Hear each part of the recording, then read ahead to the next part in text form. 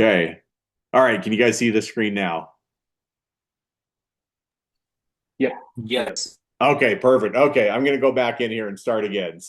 Um, so usually what I do if I'm listing a property, I'm gonna see if it's ever been on the MLS before. So I'm gonna go search and do an address search, and then just type in the house number, the street name, and make sure all the other things are clear. And you can see like zero matches, so it's never been on the MLS before. So if that's the case, then my next step is I go into search, and feel free to chime in if you guys got any questions. Holler at me while I'm doing this. But if it's never been on the MLS before, then I go up to search and I go down here to tax data search. Oh, go ahead. Oh, maybe we're just getting background noise. I'll keep going. And then I do house number, and I'll just type in the house number 536 because that's the house number and it's in Utah County to help whittle it down. Otherwise, the list is like 400 homes long. Um, and I'll go down here to 536 North Ritter. So here's the address. I'll click on the tax ID number. And just right here, this gives me a lot of information. The owner's names are not always correct because sometimes this information is delayed. So I'll show you where I get the owner's names in a minute. But this will at least give you the tax ID, the lot size, taxes for last year, year it was built, and there are some square footage things in here, and so this is another big thing because Utah County gives you a lot of information that we can go dig into, but sometimes it doesn't. And so if it's in a different county, this is where I get a lot of information. So this building area right here, the 2841, that's going to be the above grade square footage. And same with bedrooms and bathrooms. Now hopefully you've gone and physically walked through the house because my house has 7 bedrooms and 4.5 bathrooms. But this most of this information here is going to be what's above grade square footage. So right here I have 2841 square feet above grade, but mine's a 2 story, so it doesn't really tell me how that's divided up. And then basement square footage, it shows 1817, which that is correct. And so those two numbers together are going to be the total square footage. Let me just see if my phone's going, but so I don't know. It's like 4,700 square feet, something like that. So usually what I do, I love having a scratch piece of paper here because I write down all these notes and then I can make heads or tails of it afterwards once I start inputting my listing. And then garage square footage, you can see the garage square footage there. Um, but we'll go back in here. If it's in Utah County, I go to county links. And then there's a few different things you can scroll through here. There's lots of good information here, like tax detail. You can get the current property tax info, owner info, or history info. This tells you who the actual owner is. And so if you go click on this, like it'll go through and show you whoever has been the owner on this property. So it was Patterson Homes when they're building it, and then it went into our name. And my wife was not on title for a while. Then we decided that was a bad idea, so we added her back to title. So now both of us are on title, which if you're married, that's how it should be. So you have rights of survivorship. But in these different tabs, like you have the tax history. So there's property taxes for 2024. And then if you go down here, you can go into appraisal information. And a lot of times, like my house, it doesn't break down the square footage per level. But most of them usually do. So here's my hack for this. On most homes, the basement and the main level are going to be very similar square footage. Sometimes the only thing that's different is like a cold storage room. And so my home does have a cold storage room. It's like about an 8 by 10 room. So it's 80 square feet. And so what I'm going to do is I'm going to take this 2841 and I'm going to minus 817 off of there. Let me just see if I can get a calculator here.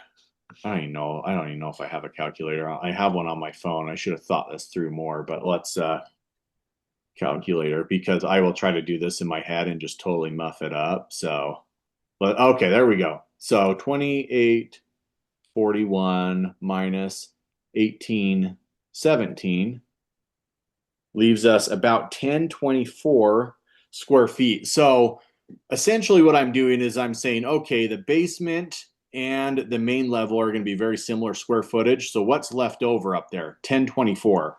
So I'm gonna say 1,024 square feet upstairs, 1817 on the main, 1817 on the basement. Now, if you really want to get nitpicky with it, you can go subtract out that cold storage room. And so what I would do is subtract out 80 square feet or add or yeah, subtract out 80 square feet from here. Um, Actually, no, I'd add 80 square feet up there. So add 80 square feet. So upstairs is going to be 1104, which actually I think that's exactly right. And then we'll clear this. And then on the main level where it was 1817 square feet, we're going to subtract 80 square feet from that because really it's about 80 square feet smaller than the basement. So 1737, 1817. So I'll see if you guys, I don't know if you guys can read this. It's probably backwards, but there's like my calculation. So 1104 for the top floor, 1737 for the main floor, and 1817 for the basement. Now these are like approximate, but everything on our MLS like says buyer beware, square footage is approximate estimate.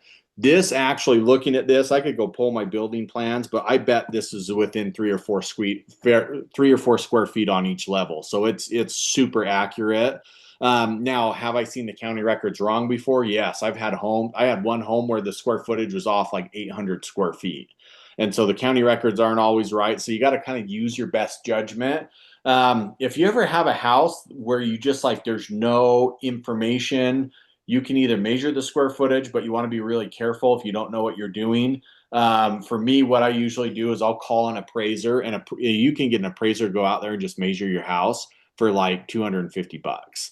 And so I've done that in the past too. If I'm like really concerned about the square footage or I feel something's not right, then I'll just call an appraiser and have them come out and measure it. And then it's like, then we know for sure, we know exactly what the square footage is. And it's funny because you can have two appraisers go out there and they'll get different square footage for the home. So there's always like gray areas in that as well. So, but this has been super helpful. Hopefully this helps somebody else because like when you get a new listing, like Sarah, your listing was a perfect example. Like I don't even know if it ever been on the MLS before or not, but a lot of the new construction isn't. And so it's like you get the listing, you go walk through it, you're like, I know it's 5 bedrooms, 3 bathrooms, blah, blah, blah. But then you're just like, what do I do? Where do I find the square footage if it's never been posted? And I always go into the county records and just double check. Like if a listing's ever been on the MLS before, I still go in and double check because I've seen the listing agent put it in wrong, and then your listing square footage is off. And I've seen it plus or minus like several hundred square feet. So I mean, if you're going off a previous listing and it's saying it's 400 square feet smaller than it really is, you're doing your client a huge disservice. Same if you're saying it's 400 square feet bigger than it really is, then when it comes time for the appraisal, the appraiser is going to measure it, and then you're going to run into an appraisal issue, and then you're going to wasted 3 weeks on the market and had your home overpriced and not be able to close on it or run into a last second issue. So hopefully that gives you guys gives you guys some good info. I'm just going to see. Let's just search here. Just see what another home in another county comes up as. Let me just go back into my listings real quick because I know some of the counties have really good stuff online and others of them don't. So let's go, like this is one of my listings in Moroni. So let's just pull this one up and see what shows up on here. So this is one of my listings in Moroni right now.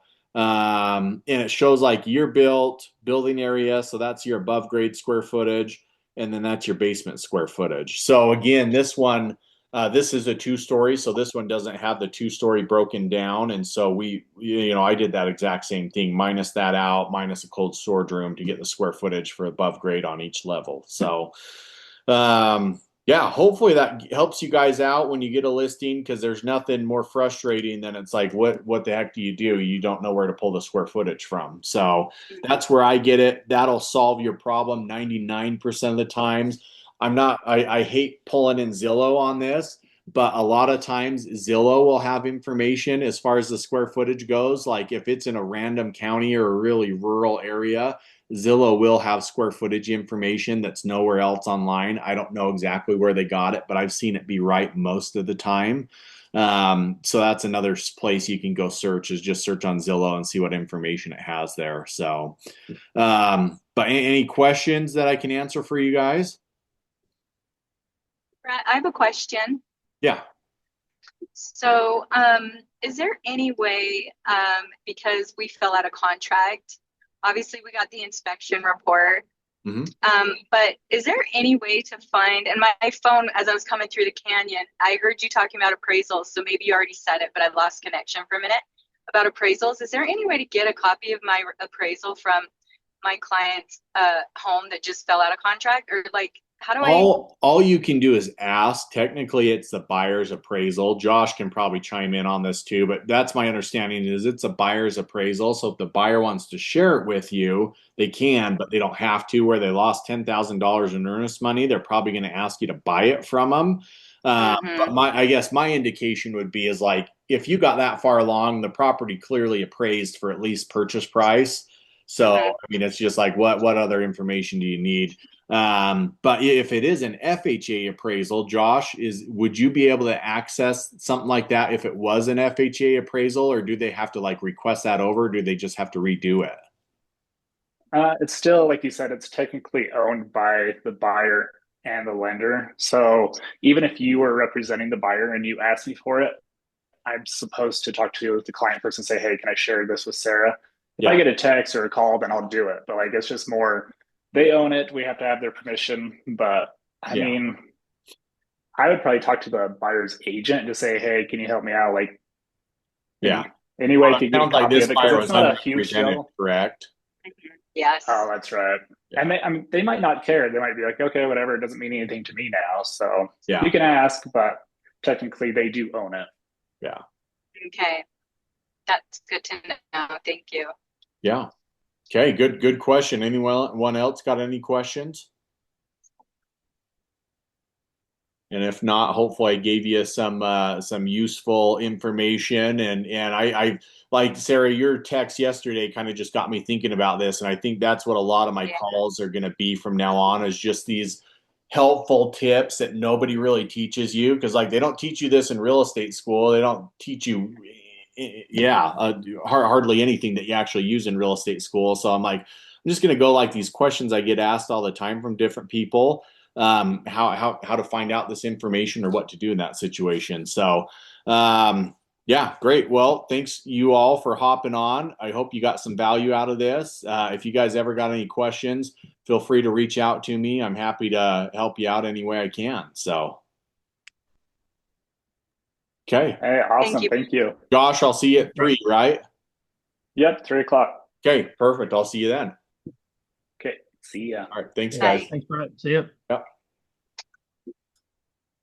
Stop share. And